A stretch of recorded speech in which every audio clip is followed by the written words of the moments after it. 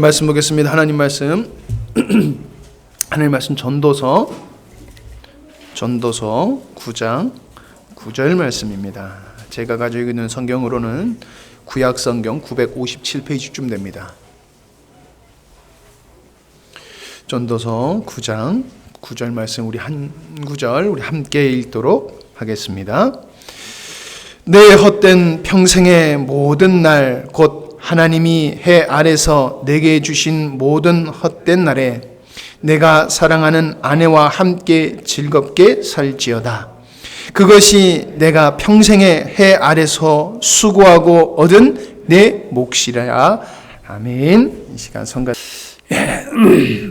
오늘 말씀의 제목은 건강한 부부관계를 위한 지혜.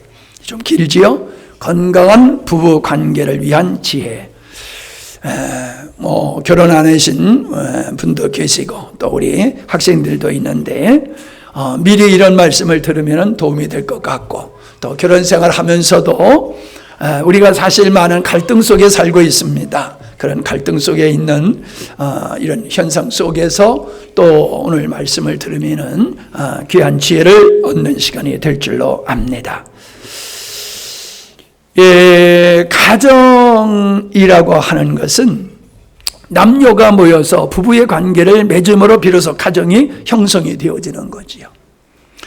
전에도 계속 강조하여 말씀드리지만은 이 가정이라고 하는 것은 인류가 존재하는 방식이다라고 하는 겁니다. 가정이 있으므로 사회가 있고 인류가 존재한다는 것이지요.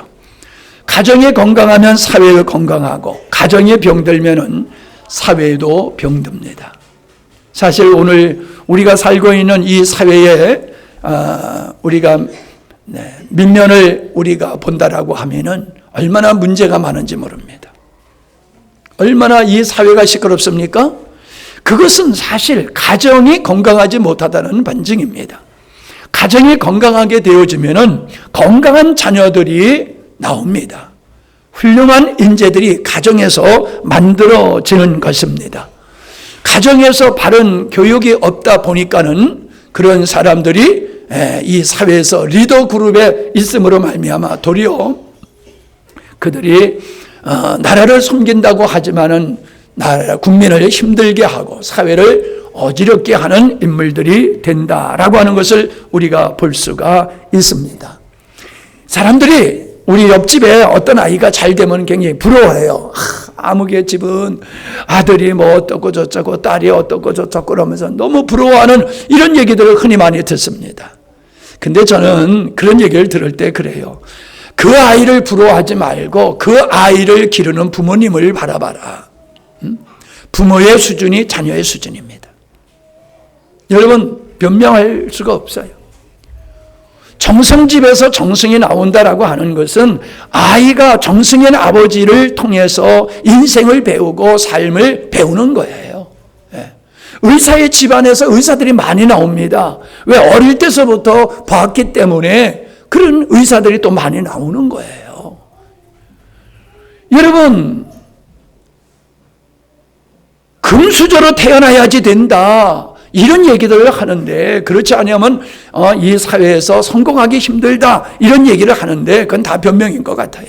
자기 하기에 달려 있다. 즉 부모가 어떻게 살며 어떻게 자녀를 양육하냐에 달려서 그 아이가 만들어지는 것이거든요. 그러니까 아이를 부러워하지 말고 그 훌륭한 아이를 만든 그 부모가 어떤 자세로 어떻게 살고 있는가, 어떻게 교육하는가, 어떤 인생을 사는가, 그걸 봐야 되는 거예요. 그러면은 나도 그런 지혜를 얻고 훌륭한 자녀를 만들고 훌륭한 가정, 훌륭한 가문을 만들 수 있다라고 하는 것입니다. 건강한 부부관계를 어떻게 만들 수 있을까? 그건 다른 데에 있지 아니하여 성경에서 찾아야 된다라고 하는 겁니다. 왜냐하면 하나님께서 건강한 가정, 아담과 하와를 만드셨습니다. 가정을 통해서 하나님은 모든 역사를 이루어나가십니다. 가정을 세팅하신 그 하나님의 방법대로 우리가 살아가게, 가정을 세워나가게 되어지면은 행복한 가정 이루게 될 줄 믿습니다.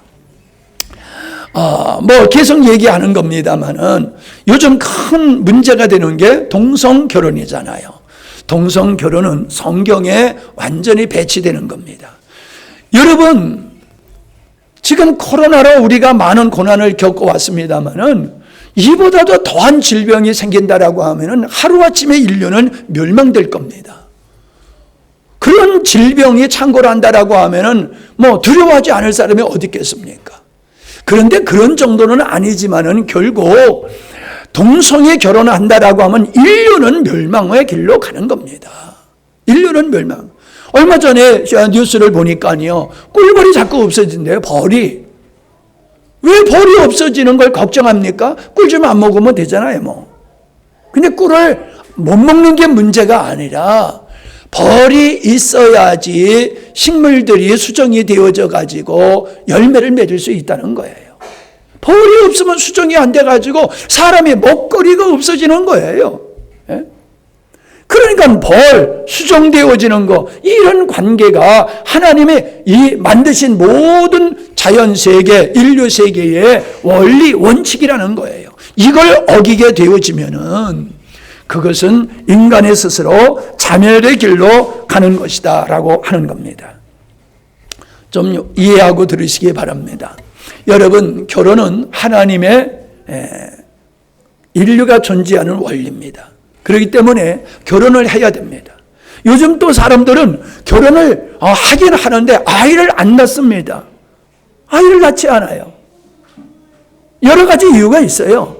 뭐 거기는 합당한 이유가 있고 또 뭐 인간의 어떠한 욕심이기 때문에 나이를 낳지 않는 경우가 있습니다만은 우리가 전체적인 측면에서 봤을 때 결혼을 하고 아이를 낳는 것은 하나님께서 인류를 존재케 하는 방식이기 때문에 그대로 가야 되는 거다라고 하는 겁니다. 제가 주례할 때마다 이야기하는 게 있습니다. 부부는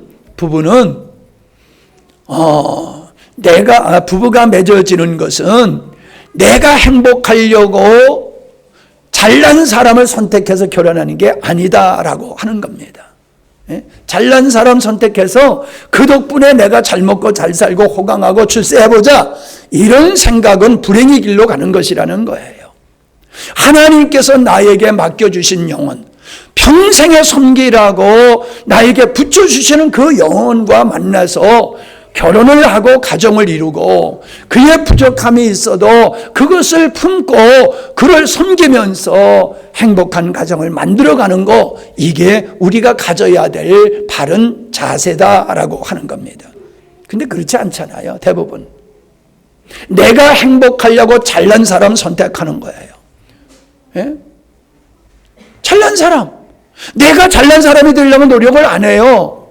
나는 그저 평범하고, 그런데 잘난 사람 만나가지고 내 신분이 올라가고 생활 수준이 올라가고 모든 게 바뀌어지기를 원하는 이 이기주의, 이런 마음으로 결혼을 해요. 인격적으로 훌륭한 사람을 찾는 게 아니라 경제적으로 능력 있는 사람을 찾는 거예요.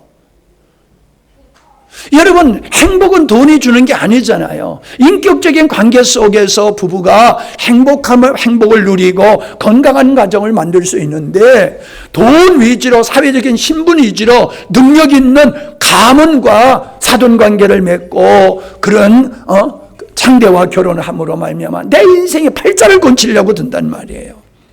근데 결혼해보니까 아니란 말이에요. 그러니까 실망하고 거기서부터는 금이 가고 문제가 생기는 거잖아요.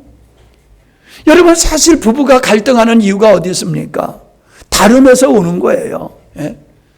나중에도 얘기하겠습니다만은 결국 우리는 완전한 존재가 아닙니다. 그렇기 때문에 하나님께서 아담을 만드시고 혼자 독초하는 것이 보기 싫으니 내가 아담을 위해서 돕는 배필을 만들겠다. 그래서 하와를 만드셨잖아요. 부부의 관계는 온전지 못한 서로가 돕는 관계를 통해서 지어져 가는 거예요. 지어져 가는 거. 만들어져 가는 거예요. 완벽한 사람이 만나가지고 행복한 가정 만드는 게 아닙니다. 제가 여러분을 봐도 그렇고 나들 봐도 그렇고요, 서로 보면은요 다름이 참 많아요. 그런데도 여러분은 참 행복하게 지금 잘 살아가고 있습니다. 은혜지요. 만들어가는 거지 누리는 게 아니에요. 누리는 게 아니에요. 만들어짐으로 그걸 누리는 것이다 라고 하는 것을 여러분이 기억하시면 참 좋겠습니다. 우리는 요즘 많은 사람들이 이제 이 시대적인 갈등이 생기는데, 과거에는 가부장적 가정 속에서 아내들이 많은 어려움 속에서 살았던 게 사실입니다. 그래서 우리나라에만 있는 병이 있잖아요. 소가리, 화병. 이게 우리나라만 있다고 얘기하잖아요. 뭐 다른 나라 있는지 없는지 모르겠습니다만은. 그냥 눌려서 사는 거란 말이에요. 억압돼서 살았어요. 아내들이, 엄마들이. 그러다 보니까는 참 인생에 즐겁지 못하고 행복하지 못한 힘든 나날들을 살아왔던 게 과거입니다. 근데 요즘 시대가 바뀌어가지고요.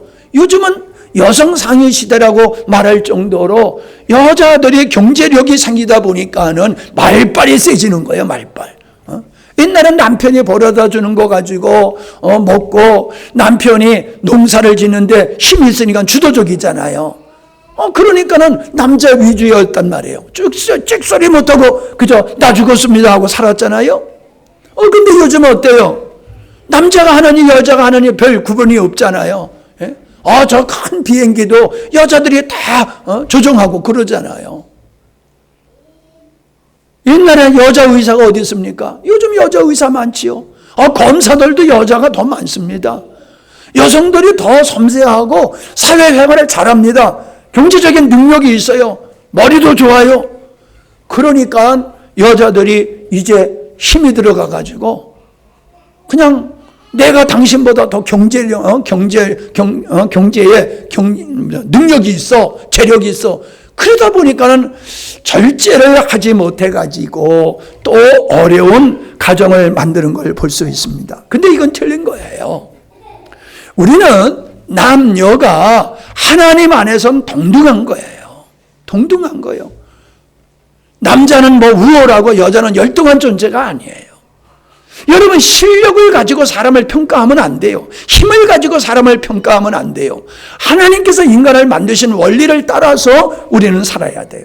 그래서 남녀는 하나님께서 동등하게 만드셨지만은 역할면에 있어서는 차별이 있는 거예요.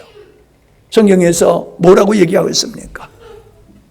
여자의 머리는 남자고 남자의 머리는 그리스도고 그리스도의 머리는 하나님이다.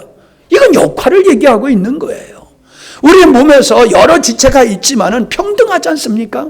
그러나 역할면에서는 다르다라고 하는 거지요. 하나님은 이 남편들에게, 가장들에게 영적인 권위를 주셨어요. 그래서 성경에 보면 아빠들이 자녀들에게 축복하는 축복권을 주셨다는 거예요. 그게 뭐예요? 영적인 가장으로서 가정을 세워가는 머리와 같은 역할을 남자들에게, 남편들에게, 아빠에게 줬다는 거예요. 그래서 질서적인 면, 역할적인 면에 있어서 이 남자가 소중하다. 이것만 알게 되어지면 됩니다. 그래서 뭐라고 그랬어요? 복종하라. 아내들이요, 남편에게 복종하라. 복종하라고 그랬어요. 복종하라. 그래서 남편들에게 뭐라 했어요? 아내들을 자기 몸과 같이 사랑하라 라고 또 말씀하셨잖아요. 여러분, 몸이 머리에게 복종하듯이 절대적으로 복종하고 내 몸과 같이 아내를 사랑한다라고 하면은 거기에서는 공평한 거예요. 거기서 불만이 생길 수가 없는 거예요. 거기에 화평이 이루어지고 행복이 이루어질 수밖에 없다라고 하는 것입니다. 우리는 돕는 것을 비굴함으로 생각을 합니다. 굴욕적인 것으로 생각하는 경우가 많습니다. 여러분, 돕는다는 것은 사실 힘 있는 사람이 돕지요. 능력 있는 사람이 돕지요. 능력 없고 힘 없는 사람이 어찌 돕습니까? 인격적으로 바른 사람이 돕습니다. 아무리 돈 많고 힘들어도 밥 한 끼 안 사지 않는 사람이 있어요. 인격적인 사람이 능력이 있을 때에 돕고요. 능력이 없어도 작은 것을 나눠서 힘든 사람들을 돕듯이 부부지간에도 거기 자존심을 챙기면 안 돼요. 부부지간에 자존심을 챙기면은 그거는 부부가 하나 된 게 아닙니다. 부부는 결혼해서 하나 됐다고 생각하면 안 돼요. 부부가 결혼함으로 말미암아 자존심이 없어져야 돼요. 즉 부끄러움이 없어져야 된다는 거예요. 부부지간에는. 아멘들 하나도 안 하시네. 예? 예. 그냥 나는 은혜 받는 줄로 믿고 설교하겠습니다. 예. 부부지간에 자꾸 싸우는 이유가 어디 있어요? 자존심 싸움이요. 자존심 싸움. 여러분, 손과 발이 자존심 가지고 싸웁니까? 너는 맨날 그냥 대접만 받고 나는 맨날 섬기면 되느냐? 우리 몸에 그렇습니까? 아니, 머리가 하느니 뭐가 있습니까? 그래도 제일 많이 챙기는 게 머리잖아요. 오늘 여러분은 다 머리 한 번씩 쓰다듬고 오셨지? 에? 아이고 이쁘다 이쁘다 다 머리 쓰다듬고 오셨지? 북돋이 머리로 온 사람 하나도 없잖아요. 아, 너는 맨날 맨 꼭대기에서 대접만 받고 있구나. 그게 아니잖아요. 우리는 몸이 서로 시기 질투하지 않습니다. 서로 소중히 여기고 가꾸는 일을 합니다.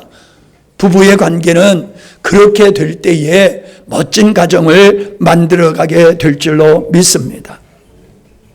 이런 믿음이 있어야 돼요. 당신과 나는 천생연분이야. 왼수야 이러지 말고. 부부관계 할머니한테 할아버지한테 물어봤더니 왼수 이렇게 대답하면 안 돼요. 근데 여러분, 살아보면 천생연분 같지 않잖아요. 하늘이 맺어준 짝 같지 않잖아요. 진짜 왼수같이 느껴지지요. 많은 분들이 그래요.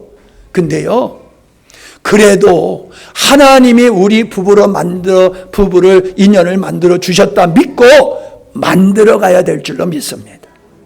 만들어 가야 돼요. 아름다운 부부로 만들어 가는 게 우리 사명이에요. 그냥 내 마음에 딱 맞는 사람을 붙여줘 가지고 행복하게 살게 하는 방법 없습니다. 하나님은 다른 우리를 만나게 하셔서 서로가 이렇게 섬김을 통해서 아름다운 부부로 지어져 가도록 하고 계시다라고 하는 거 꼭 기억하시기 바랍니다. 여러분, 자녀가 아무리 귀하고 이쁘고 그래도요, 나 병들어서 누워있을 때 끝까지 내 옆에서 나를 지켜주고 나를 도와줄 사람은 부부밖에 없어요. 아멘 안 하시네. 네. 여러분, 어쩔 수 없어요.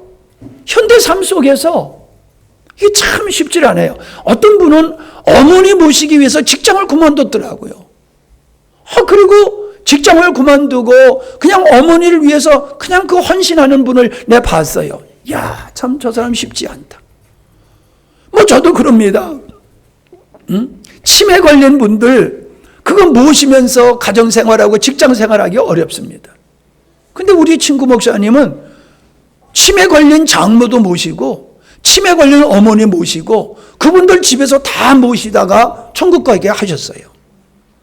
우리가 안 된다고 생각하기 때문에 안 되는 거지 무엇이 우선이냐라고 하면은 못할 일이 없습니다. 못할 일이 없어요.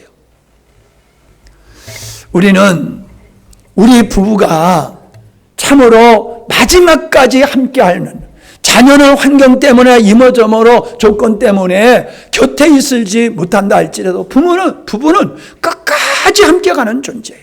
그런 부부가 될 수 있기를 바랍니다. 그런 부부가 돼야지 이게 정상적인 가정을 이루는 거고 또 그러한 훌륭한 자녀들을 만들 수 있다라고 하는 겁니다. 자, 그러면은 제가 만들어 봤어요. 부부 십계명, 이게 인터넷 많이 뜨고 그러잖아요. 부부 십계명. 근데 제가 만든 게요. 제가 만든 십계명. 오늘 한번 말씀을 드리고자 합니다. 첫 번째, 다름을 인정하라라고 하는 거예요. 다름을 인정하라. 앞에서도 말씀드렸습니다만은 고린도전서 12장 21절 보면은 우리 몸을 가지고 얘기합니다. 우리 몸에서 같은 존재가 어디 있느냐? 다 다르다. 허다못해 손가락도 10가지 손가락도 다 모양이 다르다라고 하는 겁니다. 그런데 여러분, 우리의 몸은 역할이 다르지만은 그 다름이 조화를 이루어서 건강한 몸을 이루고 있지 않느냐. 나약한 부분일수록 더 소중히 다르지 않느냐라고 하는 겁니다. 나약한 것일수록. 여러분, 우리의 뇌 골, 이건 두부 같잖아요. 두부 같아요. 그 두부 같은 게 외부로 드러나 보십시오. 그러면 금방 상처 나가지고 이게 말이 안 되잖아요.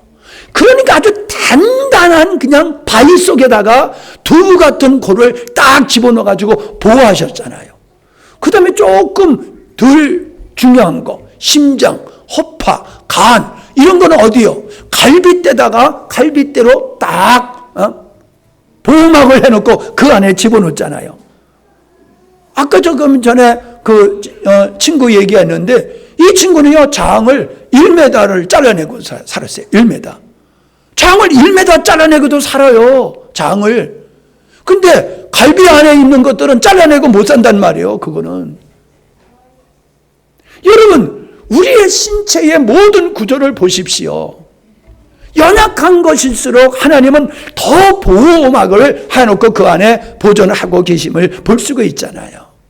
여러분, 우리는 부부가 다 완벽한 존재가 아닙니다. 근데 문제는 뭐냐 하면은 다른 것을 틀린 거로 착각하고 있다는 거예요. 나와 부부가 안에 서로 부부지간에 달라. 다른 걸 틀렸다고 얘기한단 말이야. 그런 인식을 갖는단 말이에요. 아니에요. 다를 뿐이에요. 여러분, 다르다라고 하는 것은 기질이 다른 거예요. 기질이. 성향은요, 바뀌어요. 성향은 바뀌어요. 근데 기질은 안 바뀌어요. 내가 계속 얘기하지요. 기질은 안 바뀌어요. 그 기질은 바뀌지 않는데 이거를 조화를 이루어야지 이게 멋진 작품이 되는 거예요. 똑같은 색 가지고 멋진 그림 그릴 수 있어요? 똑같은 거 가지고 빨간색만 가지고 그림을 그려보십시오. 무슨 그림이 되겠습니까? 다른 것들이 적당히 조화를 이룰 때에 멋진 그림이 만들잖아요. 하나님이 만든 자연이 같은 게 어디 있습니까? 나무 이파리도 저거 똑같은 것 같지만은 다 틀리잖아요. 꽃잎도 다 틀리잖아요. 근데 조화를 이루어 가지고 멋진 꽃을 이루고 멋진 숲을 이루는 거잖아요. 다름을 해결화시키려고, 아니 즉 나에게 맞추려고 들지 말고 다름의 특징을 각각 특징을 살리되 독립적이지 말고 부부가 조화를 이루게 되어지면은 천생연분이 될 줄로 믿습니다. 예. 지난번에도 제가 그런 얘기를 했지 않습니까? 앞을 보지 못하는 남편이 걷지 못하는 아내를 업고서 아내는 눈 역할을 해주고 남편은 다리 역할을 해줘서 잘 산다. 이건 여러분 특별한 얘기가 아니고 한두 번 듣는 얘기는 아니지만은 정말 우리는 그걸 알면서도 우리 삶 속에서는 그렇게 못 살고 있다는 거예요. 완벽을 요구하고 다름을 인정하지 아니함으로 부부간에 갈등이 생기는데 이것은 치유받아야 될 줄로 믿습니다. 이건 아멘 크게 해야 돼요. 이거 여러분 안 바뀌면요 평생 다른 것 때문에, 다름 때문에 여러분이 갈등을 잊고 힘겨운 인생을 살 수밖에 없어요. 큰 문제가 있는 게 아니에요. 다름을 인정하지 아니함으로 갈등이 생기고 거기에서 다툼이 생기고 금이 가고 깨어지는 일들이 생기는 거예요. 자, 두 번째는 뭐냐면 연약함을 품고 가라라고 하는 겁니다. 베드로전서 3장 7절에 보면은 남편들아 이와 같이 지식을 따라 너의 아내와 동거하고 그를 더 연약하는 그릇이요 또 생명의 은혜를 함께 이어받을 자로 알아 귀히 여기라. 이는 너의 기도가 막히지 아니하게 하려 함이니라 라고 말씀하고 있어요. 여러분 저는 사모님하고 이렇게 좀 언짢은 일이 생기면요 참 마음이 불편해요. 마음이 불편한데 최고 불편한 게 뭐냐 하면요 기도가 안 돼요. 기도가 안 돼요. 마음이 사모님하고 좀 불편하면 기도가 안 돼요. 그래서 기도를 위해서라도 사모님하고 풀어야 돼요. 풀어야지 내가 하나님과의 기도가 되어지는 거예요. 부부지간에 갈등이 생겨가지고 담을 쌓고 사는 사람은 하나님과의 관계도 정상적이지 못합니다.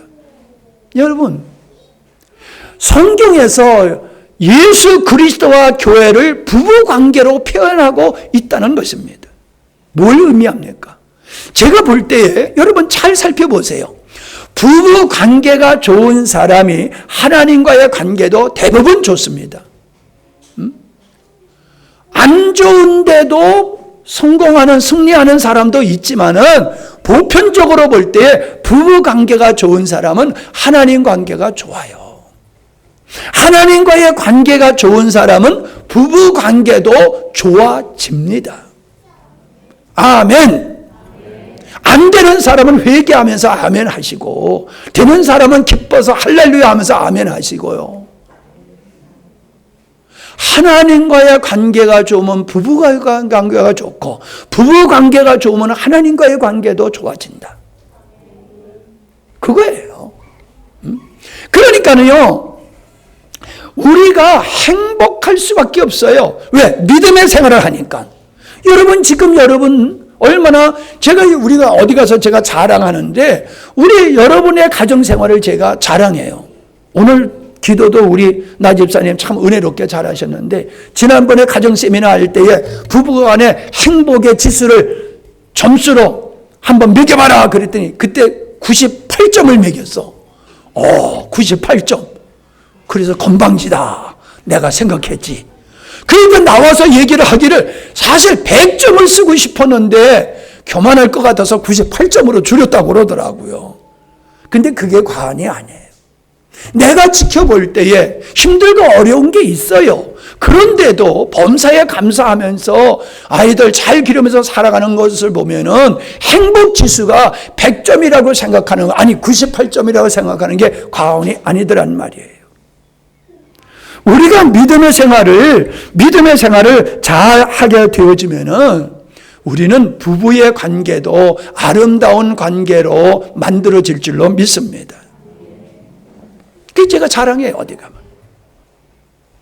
우리 교회들, 우리 성도들 힘들고 어려웠던 부부 생활이 지금은 얼마나 행복하게 사는지 모른다. 주 안에서 만나가지고 얼마나 행복하게 살지 모른다. 제가 그런 얘기를 해요. 예, 여러분 스스로 생각하면, 아이 목사님, 제가 사실은 그렇지 못해요. 그럴지 몰라도 주변의 사람들 보면은 택도 없어요. 택도 없어요. 얼마나 우리가 연약함을 품고 가느냐. 우리가 서로의 연약함을 품고 우리가 살아가야지만이 행복한 가정, 부부의 관계가 이루어질 수 있다라고 하는 겁니다. 전에도 얘기했지만은 여러분, 장애는 죽을 때까지 가는 거잖아요. 장애는 바꿀 수가 없는 거예요. 체질적으로 가지고 태어난 어떤 신체적인 기질, 이거 바꿀 수가 없는 거예요. 그냥 품고 가는 거예요. 내가 나의 약점과 단점과 연약감을 품고 평생 살듯이 이제 한 몸이 된 부부간의 관계도 서로의 그 약점을 품고 가야 될 줄로 믿습니다. 그래야지 되어지는 거예요. 세 번째는, 우리는 칭찬이 약한데 칭찬을 잘해야 돼요. 칭찬. 부부지간에, 부모와 자식지간에 칭찬이 인색하면은 안 돼요.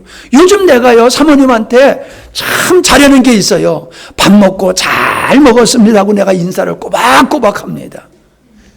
옛날에는 안 그랬어요. 당연하지 뭐. 에? 아니, 아내가 밥해서 남편 섬기는 거 당연한 게 아니야? 그것도 맞는 얘기예요. 그러나 당연한 거지만은 얼마나 감사한지 몰라요. 우리가 결혼한 세월이 얼마나 많은데 그것도 맨날 붙어 살아가지고 아침, 점심, 저녁, 새참 일하니까 물 갖다 주고, 그거 보통 일이 아니거든요. 근데 그 일을 지금까지 하고 앞으로도 할 줄로 믿습니다. 문제는 뭐요? 귀찮아, 맛없어. 그러면은 정말 김 빠지잖아요. 잘 먹고 가만히 있지 말고, 고마워, 잘 먹었어요, 오늘 참 맛있었네, 먹으면서 맛있다는 말 한 번만 하면요 신바람이 나요. 신바람이요.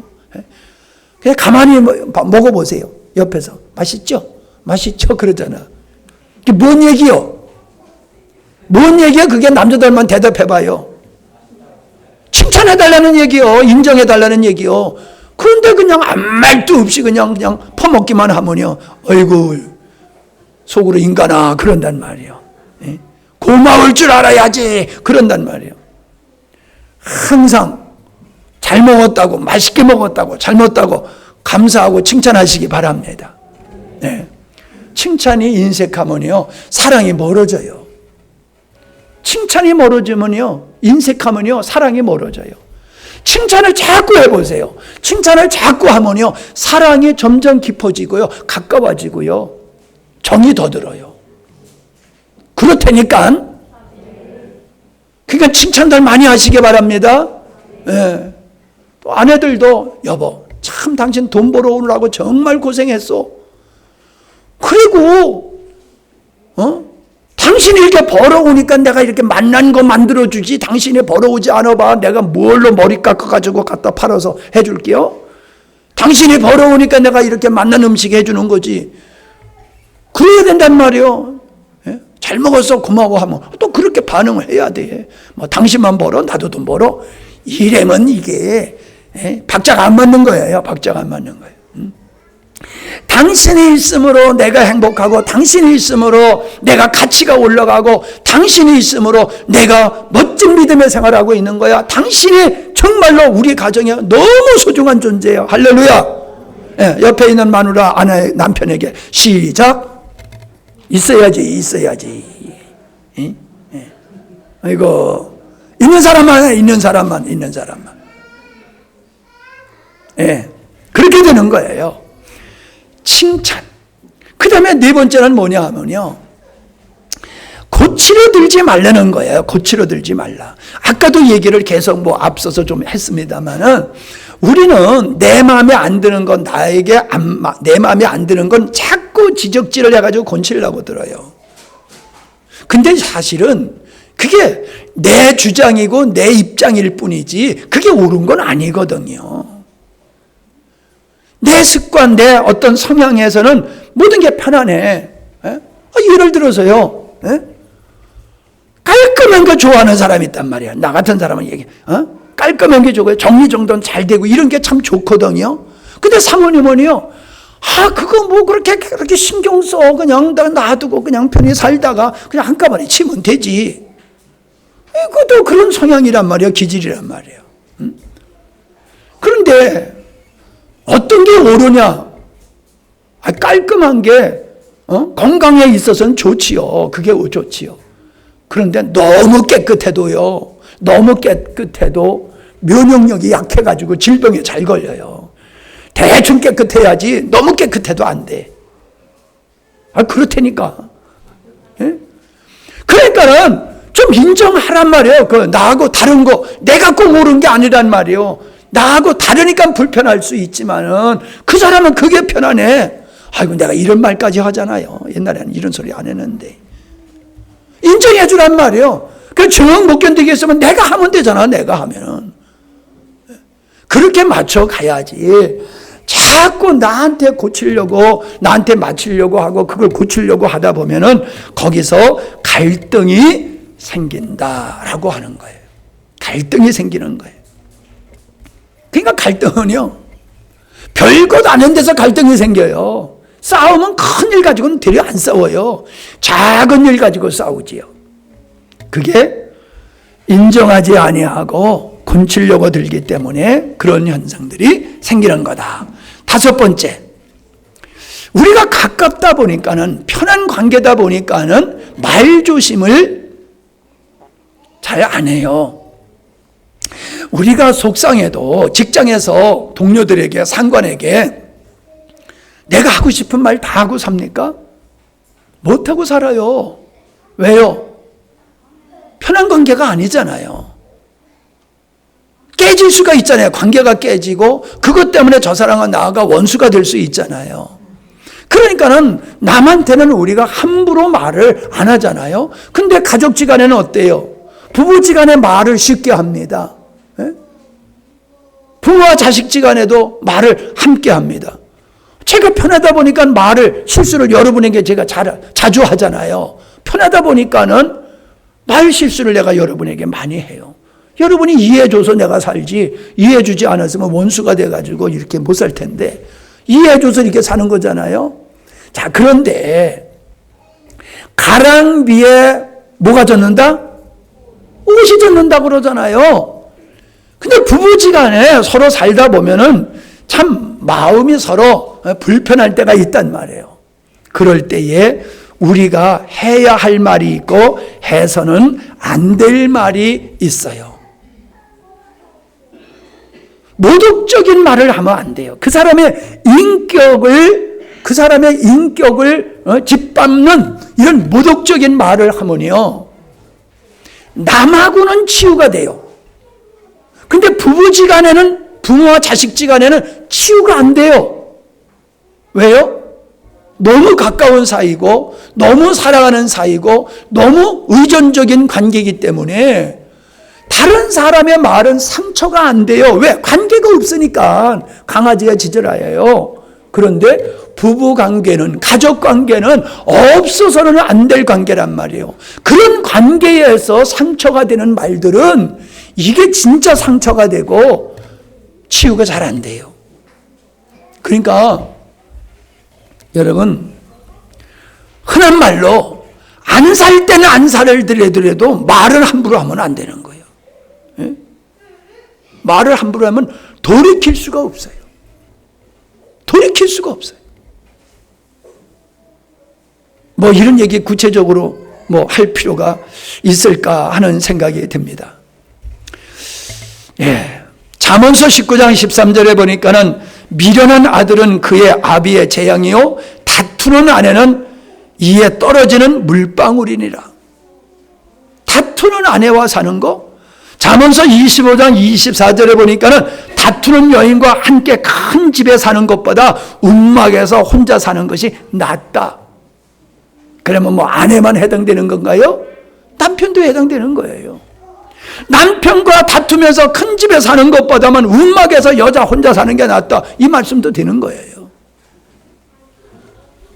여러분, 우리는 다툼을 항상 정당화합니다. 정당화 속에서 다툼이 일어나요. 나는 옳고 당신이 틀려. 이 속에서 다툼이 생기는 거예요. 이게 착각이에요. 이게 갈등의 원인이 되어지는 것이다 라고 하는 것입니다. 그러니까는 외부의 사람들이 우리에게 다툼을 주는 게 아니라 우리 스스로가 다툼을 만들어내는 거예요. 다툼에 어떤 말로든지 어떤 행위로든지 어떤 태도로든지 그러한 말로서 행위로서 다툼이 만들어지는 거다. 6번째, 서로가 이기는 논쟁을 하라는 거예요. 이기는 논쟁. 제가 싸움이라는 말을 썼다가 바꿨어요. 이기는 논쟁을 해야지 서로가 상처가 되고 서로 피해자가 되고 서로가 큰 상처로 말미암아 어려움을 겪는 그런 논쟁이 되어서는 안 돼요. 그냥 논쟁을 하더라도 싸움을 하더라도 존중하면서 싸워야 돼요. 존중하면서. 남편을 존중하고 아내를 존중하면서 그의 주장을 좀 들어보고 하면서 해야지 된다는 거예요. 근데 이거를 가만히 생각하다 보니까요, 특별히 남자들이 그런 경향이 좀 더 많은 것 같더라고요. 나도 그런 경향이 좀 있어요. 속이 상하면 말을 안 해. 왜? 말하면은 더 큰 일이 생길 것 같으니까. 그러니까 차라리 그냥 말을 안 하고 있는데 말을 안 한다고 그게 해소되는 건 아니더라고요. 속에서 용암과 같이 끓고 있을 뿐이지 해결되는 건 아니에요. 가만히 있는다고 해결되지 않아요. 속상해서 가만히 있다 보면 지난번에 그런 일이 있어요. 잘 주무셨어요? 그래서 잘 못 잤어. 왜 잘 못 잤냐? 자기가 열받게 해놓고. 당신이 어저께 나한테 열받게 했잖아. 나 그것 때문에 열받아가지고 잠 못 잤어. 그랬어요. 그게 뭐예요? 표현이에요. 여러분, 내가 불편하면 이것 때문에 불편해. 당신의 이런 말 때문에, 당신의 이런 태도 때문에, 당신의 이런 것 때문에 내가 불편해 라고 말하는 거는 좋은 거예요. 자기 감정을 표현하는 것은 좋은 거예요. 여러분, 사람이 말이요, 슬프면 울잖아요. 기쁘면 웃잖아요. 근데 개가 울다 웃다 그럽니까? 개는 꼬리 하나로 모든 게 다 되잖아요. 근데 사람은 꼬리 하나 흔들어가지고 할 꼬리도 없잖아. 사람은요, 감정이 있는데 이 감정을 표현해야지 스트레스를 안 받고 건강한 마음이 될 수가 있는 거예요. 그러니까 내가 슬프면 슬프다. 내가 지금 스트레스 받고 있다. 내가 이것 때문에 지금 마음이 많이 상하다. 이야기를 해야 돼요. 이야기를 하면요, 대부분 오해에서 비롯된 일들이 많아요. 오해에서. 내가 말할 때는 그런 의도가 아닌데, 그런 의도로 한 게 아닌데, 듣는 입장에서, 내 입장에서 듣다 보니까, 내 식으로 듣다 보니까는 오해가 되는 거예요. 내가 사모님한테 가끔 하는 얘기가 그거예요. 당신은 소설을 써도 어떻게 그렇게 써? 소설을 쓴다는 게 무슨 말인지 알지요? 자기 나름대로 생각하는 거야. 내가 한 말을 좋게 소설을 쓰면 좋은데 나쁘게 소설을 쓰는 거예요. 그래가지고 상처받고 힘들어하고 이러쿵저러쿵 꿀탕거리고 그런단 말이에요.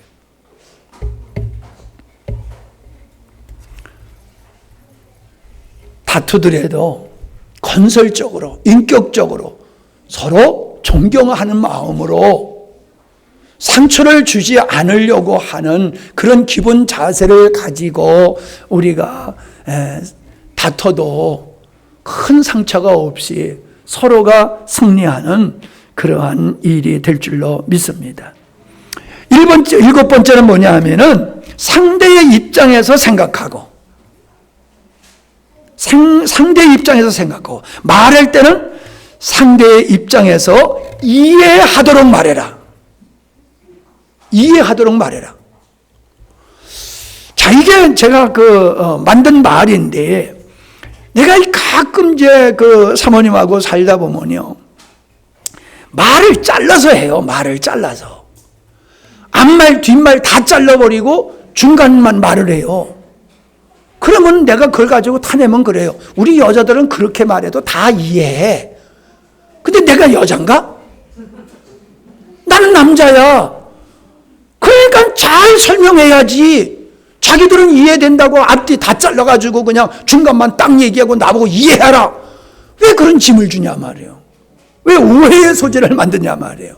그 남편이 아내가 잘 이해할 수 있도록 자세하게 이야기를 해야지 되는데 밑도 끝도 없이 말을 툭 던져버리게 되어지면 오해할 수 있는 소지가 참 많아요. 이게 부부지간에 그럴 뿐만 아니라 우리가 사회생활을 하는 데 있어도 상당히 중요한 거예요. 말을 안 하는 것도 좋은 게 아니고 말을 한다고 자기식으로 말을 하게 되어지면은 오해가 생기는 것이다 라고 하는 거예요. 저같이 성격이 급한 사람은 그런 말을 할 때에 생각에 좀 급하다 보니까는 생각이 짧아요.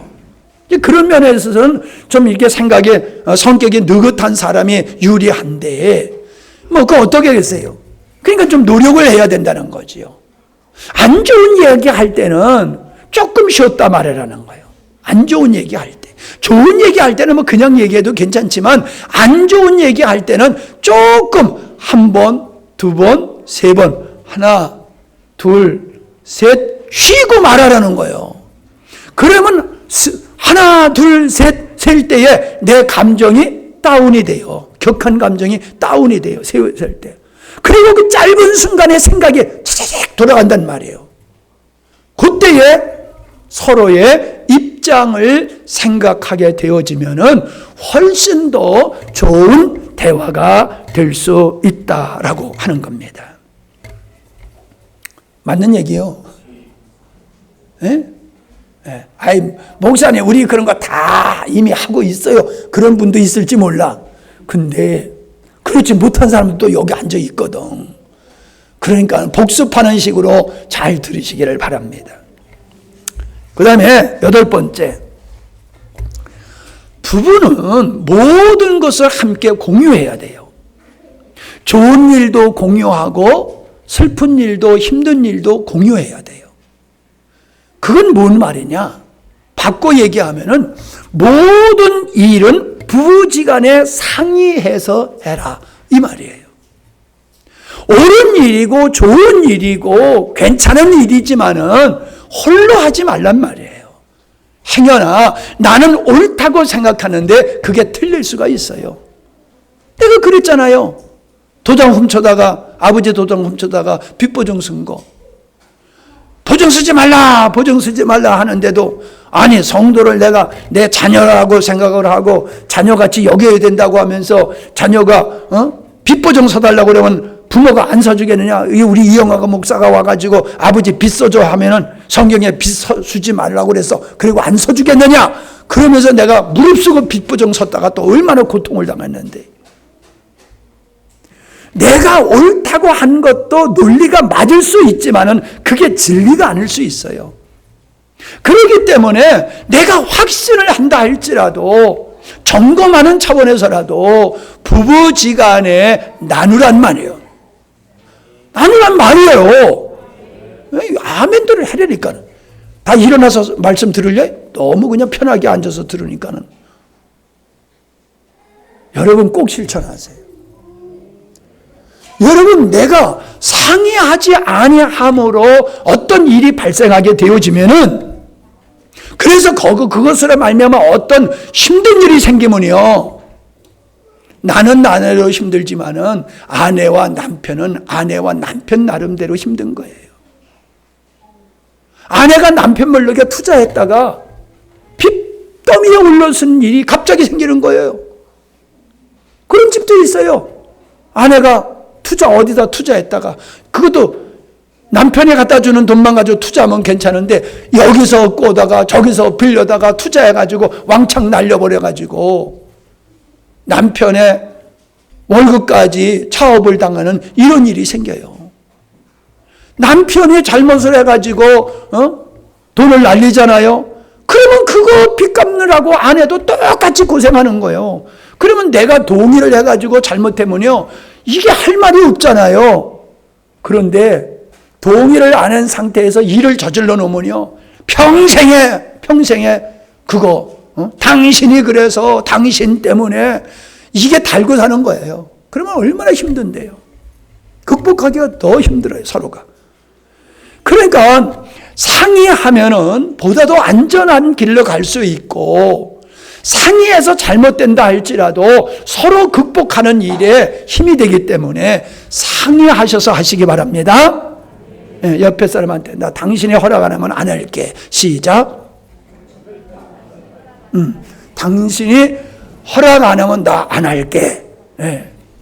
그러면 큰 사고 안 쳐요. 큰 사고 안 쳐요. 여러분 내가 옛날 얘기할게요.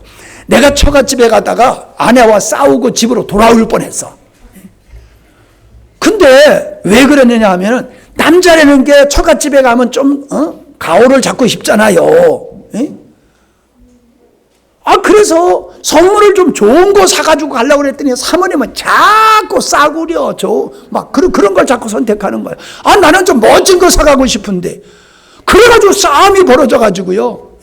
나 뒤돌아올 뻔했다고 그냥 화가 나가지고. 선물하는 거 좋은 거잖아요. 그런 것조차도 서로 상의하면 좋은 거예요. 딱 봐가지고 남편이 좀 어깨에 힘 좀 주려고 그러는구나. 그럼 좀 쓰세요. 이러면 좋잖아. 그렇게 하는 거예요. 꼭 계산적으로 인생을 살면 안 돼요. 아낄 때는 아껴야 되고 쓸 때는 써야 되는 거거든요. 매사에 아끼는 것만 하는 게 좋은 게 아니란 말이에요. 상의해서 해라. 아멘? 네, 모든 걸 상의해서 해라. 그 다음에 9번째, 지난날의 실수를 계속해서 반복해서 얘기하지 말아라. 여러분, 우리가 실수 안 하고 어떻게 삽니까? 실수를 해가지고 가족을 힘들게 할 수가 있잖아요. 마음을 아프게 할 수 있잖아요. 그런데 이거를 끝내야 되는 거예요. 용서는 잊어버리는 거거든요. 사랑은 덮는 거거든요. 그런데 계속 얘기하는 건 뭐예요? 지난날에 당신이 그래서, 지난날에 당신이 그래서, 당신이 지난번에 또 그랬지? 이렇게 되면 사랑도 아니고 용서도 아니에요. 그러면은 그것 때문에 큰 분쟁으로, 국가 간의 전쟁도 조그만 걸 가지고 전쟁이 난다고 그러잖아요. 부부 간의 싸움도요. 큰 싸움이 큰 것 때문에 일어나는 게 아니에요. 그런 것 때문에 자존심 건드려버리고 아픈 걸 건드려버리면 폭발해버리는 거예요. 폭발해버리는 거예요. 그래서 여기 잠언서 19장 9절에 17장 9절에 보니까는 허물을 덮어주는 자는 사랑을 구하는 자요, 그것을 거듭 말하는 자는 친한 벗을 이간하는 자니라. 자꾸 지난날 얘기하면 친한 벗을 이간하는 게 만이 아니라 부부지간에도 갈라지게 되는 거다, 이 말이에요.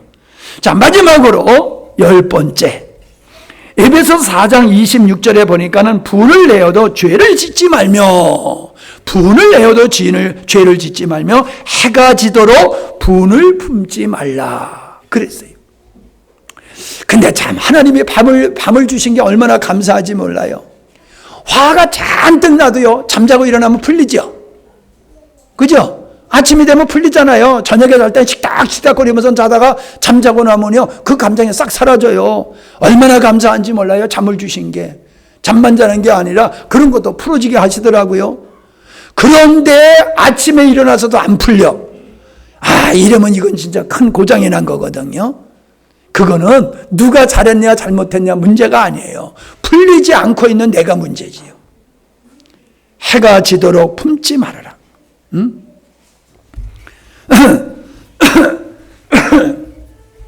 그날에 힘들고 어려운 것은 그날에 끝장내라, 그 말씀입니다. 그래서 새날을 만들어야지요. 예? 왜 어제의 문제 가지고 오늘을 힘들게 어렵게 살아갑니까? 잠자고 일어났으니까 이제 어제가 돼버렸잖아요. 지나갔잖아요. 그러니까는 거기로부터 자유해서 새로운 행복한 멋진 날을 만들어가는 게 지혜인 줄로 믿습니다. 마지막으로 10번째 마치고 종합적으로 한마디로 이걸 얘기할게요. 고린도후서 6장 14절에 보면 믿지 않는 자와 멍해를 같이 하지 말라. 의와 불법이 어찌 함께하며 빛과 어둠이 어찌 사귀며 그리스도와 벨리알이 어찌 조화를 하겠느냐. 믿는 자와 믿지 않는 자가 어찌 상관하리요, 라는 말씀이 있어요. 절대적으로 함께할 수 없는 걸 얘기하고 있는 거예요. 절대적으로 함께 할 수 없는 것은 같이 하면 안 된다는 거예요. 뭔 얘기입니까? 지금 결혼 얘기를 하는 거예요. 가치관이 다른 사람하고 결혼하지 마라, 그 얘기예요. 성경에서는 믿지 않는 불신자와 결혼하지 말아라, 그 얘기거든요. 근데 그 얘기가 뭔 얘기예요? 믿음에 따라서 가치관이 달라요. 신앙을 가졌느냐, 어떤 신앙을 가졌느냐, 신앙을 갖지 않느냐, 이거에 따라서 사람이 가치관이 달라요. 부부지간에 사실 싸우고 다투고 지지고 볶고 하는 일은 다른 데 있는 게 아니에요. 가치관이 틀린 데서부터 이게 발생하는 거예요. 그러니까 우리가 어떻게 자녀를 길러야 되느냐, 어떻게 부부 생활을 해야 되느냐, 이게 모르면 못하고 알면 할 수 있는 게 아니라 가치관이 성경적인 가치관만 가지고 있으면은 부부의 생각이 같아져요. 기질이 달려도 그것 때문에 싸우지 않아요. 그러니까 여러분, 오늘 설교의 마지막 이거예요. 부부지간에 멋진 관계를 이루고 행복하게 살려고 하면은 가치관을 성경적으로 일치하라. 같은 믿음을 가져라. 같은 신앙을 가져라. 같은 믿음의 비전을 가져라. 그러면은 어떤 갈등도 극복할 수가 있고 행복한 부부를 이루면서 살아갈 줄로 믿습니다. 그런데 이 역할은요, 서로가 노력해야 돼요. 한쪽에서는 하고 한쪽에서는 뻗당기고 그러면요 힘들고 어려워요. 그런데 분명한 것은 옳은 사람이 끝까지 가다 보면은 옳은 사람이 끝까지 가다 보면 아닌 사람이 나중에 행복하고 돌아와요. 할렐루야. 그걸 여러분 믿으세요. 왜 나만 그렇게 해야 돼요? 내가 왜 이렇게 손해봐야 돼요? 이러지 마세요. 손해보는 거 아니에요. 당신이 손해보고 당신이 힘들게 인내하니까 애들이 지금 잘 크는 거야. 당신마저 똑같이 그래봐. 그러면 애들 비행 청소년 되는 거예요. 그리고 내가 참고 내가 이해하고 내가 견디고 옳은 길을 끝까지 가니까는 나중에는 이 인간이 눈이 열려가지고 저게 맞네? 그러면서 돌아와서 새로워질 줄로 믿습니다. 그렇게 되는 거예요. 그렇게 되다 보니까 나중에 재미있고 애들도 잘 크고 그래서 가정이 제대로 되는 거예요. 나 손해 안 보겠다고 바닥 봐도 그러면은요 손해 안 보는 게 아니라 같이 죽어버리는 거예요. 같이 죽는 거예요. 내가 죽고 믿음의 길, 진리의 길을 걸어가면은 모두가 다 사는 역사가 일어날 줄로 믿습니다. 지금도 행복하지만은 더더욱 행복한 가정들을 이루시기를 바랍니다. 아멘. 기도합니다. 하나님, 우리에게 좋은 아내를 주시고 훌륭한 남편을 주셔서 우리로 하여금 아름다운 가정을 이룰 수 있도록 축복하심을 감사함을 드립니다. 그러나 우리들이 연약하고 부족해서 우리들의 관계가 서먹서먹하고 힘들고 어려울 때가 있습니다. 또 그런 상태에 있는 가정도 있을 줄 압니다. 이제 오늘 말씀을 통해서 지혜를 얻게 하시고 새로운 삶을 통하여서 부부가 행복함으로 건강한 가정이 이루고 건강한 자녀가 만들어지고 하나님의 영광 받으시는 귀한 이 역사가 있게 하여 주시옵소서.